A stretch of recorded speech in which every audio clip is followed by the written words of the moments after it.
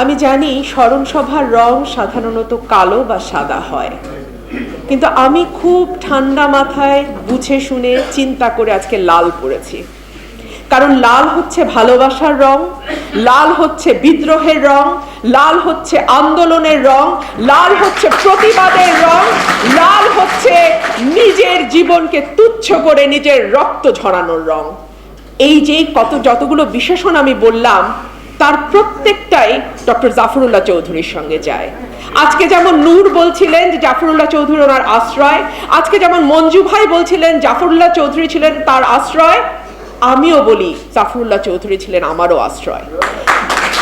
আমি ঘটনাটা ব্যাখ্যা করি। 2018 নির্বাচন, আমি চাই নির্বাচনে প্রতিদ্বন্দ্বিতা করতে, আমি চাই সংসদে যেতে। কাকে বলবো? বেগম খালেদা জিয়া তো কারাগারে।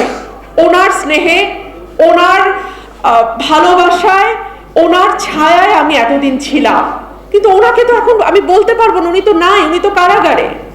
আমি জাফরুল্লাহ স্যারকে ফোন করলাম, স্যার আমি তো নির্বাচন করতে চাই।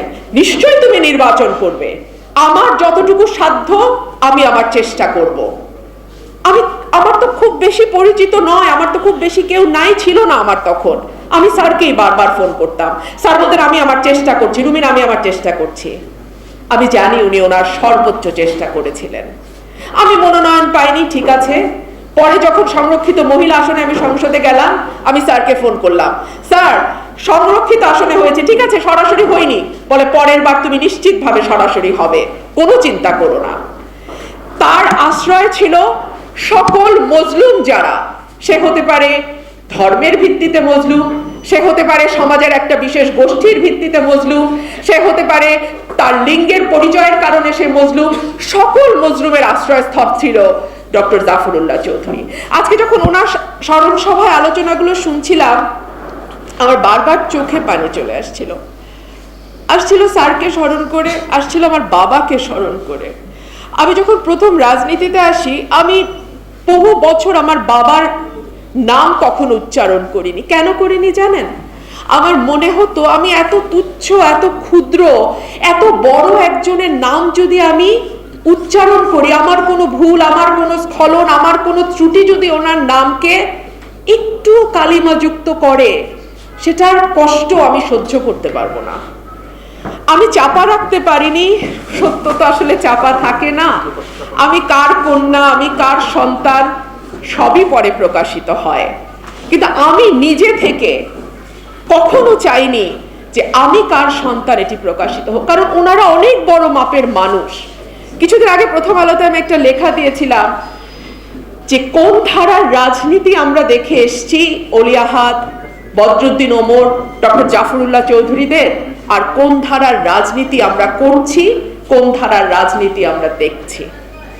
যাই হোক, ডক্টর জাফরুল্লাহ চৌধুরী সম্পর্কে বলতে গেলে কেউ বলবেন উনি বড় ভাই, কেউ বলবেন উনি গরিবের ডাক্তার, কেউ বলবেন উনি মজলুমের নেতা, কেউ বলবেন উনি সংসপ্ত। আসলে এই সব কিছু মিলিয়েই ডক্টর জাফরুল্লাহ চৌধুরী। উনি এমন একজন মানুষ ছিলেন যিনি নিজের কথা কখনো চিন্তা করেছেন বলে মনে হয় না। যদি একটু চিন্তা করতেন তাহলে বিলাতের সে আরাম আয়েশের জীবন, FRCS পরীক্ষাকে ধাক্কা মেরে ফেলে দিয়ে বাংলাদেশে উনি ফিরে আসতেন না। বাংলাদেশের মুক্তিযুদ্ধের সংগঠক হিসেবে এত ওতপ্রোতভাবে বাংলাদেশের জন্মের সঙ্গে উনি নিজেকে জড়িয়ে ফেলতেন না। তার কথা যখন মনে হয়, চোখের সামনে ভাসে গণস্বাস্থ্য কেন্দ্রে ওনার ডায়ালাইসিস করা যে ঘরটি, বড় ঘর, সেখানে আরো অসংখ্য রোগীর সঙ্গে ওই বিছানায়, ওই সাধারণ বিছানায় উনি শুয়ে আছেন। কারণ শেষের দিকে যখন ওনার সঙ্গে আলাপ করতে যেতাম, স্যারের পরামর্শ নিতে যেতাম, কি করব, কিভাবে করলে ভালো হয়, কি বলবো, কিভাবে বললে ভালো হয়, এই ব্যাপারে ওনার আদেশ নির্দেশ শুনতে যেতাম। ওনাকে বেশিরভাগ সময় ওই ডায়ালাইসিসের ঘরেই আমরা পেতাম। এবং ওনার ডায়ালাইসিস করবার যেই সিদ্ধান্ত, আমি তো বলি যে উনি নিজের জীবনের বিনিময়ে উনি ওনার আদর্শকে টিকিয়ে রেখে গেছেন। কি করে? উনি চাইলেই খুব সহজে বিনা খরচে কিডনি ট্রান্সপ্ল্যান্ট করতে পারতেন, আমেরিকায় ওনার যে ডাক্তার বন্ধুরা আছেন তারা সেই সকল ব্যবস্থা তার জন্য করেছিলেন যাতে তিনি সহজে এবং বিনা খরচে তার কিডনি ট্রান্সপ্ল্যান্ট করতে পারেন।